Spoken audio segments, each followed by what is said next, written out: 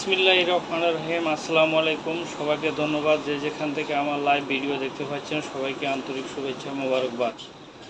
আজকে আমি যে বিষয় নিয়ে কথা বলবো সেটা হলো কোটা।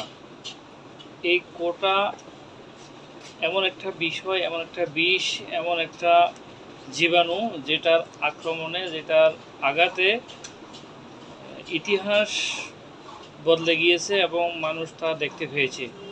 তাই আমি বলবো, বর্তমান সরকারের যারা প্রধান উপদেষ্টা থেকে শুরু করে সব উপদেষ্টাদের উদ্দেশ্যে বলবো যে অন্তর্বর্তী সরকারের কাছে আমাদের একটাই অনুরোধ, যে কোটা বিলুপ্ত হয়ে গিয়েছে, এই কোটা চিরদিনের জন্য বিলুপ্ত করা হোক।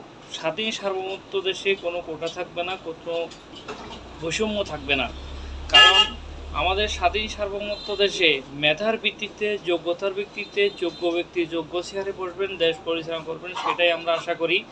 এখানে যার মেধা, জ্ঞান, বিচক্ষণতা আছে, তিনি প্রতিযোগিতার মাধ্যমে, লেখাপড়া, অধ্যয়ন, জ্ঞানের মাধ্যমে সেই যোগ্য চেয়ারটাতে অধিষ্ঠিত হয়ে যোগ্য এবং সুচারুভাবে দেশ পরিচালনা করবে। আমরা দেশ এবং জাতির কাছে এটা আশা করি।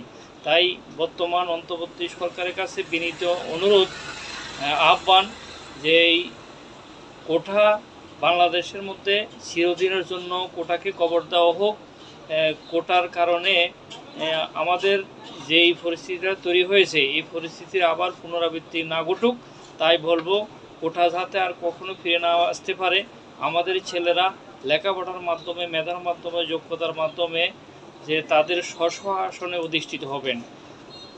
এখন যদি বাংলাদেশে কোনো উঞ্জা গ্রামের ভাষায় বলে, আর বইয়ের ভাষায় বলে প্রতিবন্ধী, যদি কোনো প্রতিবন্ধী জ্ঞানে গুণে প্রতিষ্ঠিত হয়, লেখাপড়ায় সুউচ্চ মহানে পৌঁছে, তাহলে ভাইভা বোর্ড বিবেচনা করবে এদের দ্বারা, এদেরকে দিয়ে দেশ এবং জাতির উপকার যদি হয়ে থাকে, তাহলে তার লেখাপড়াকে মূল্যায়ন করে তাকে নিয়োগ দেওয়া যদি যায় যথার্থ মনে করে, তাহলে দেবে।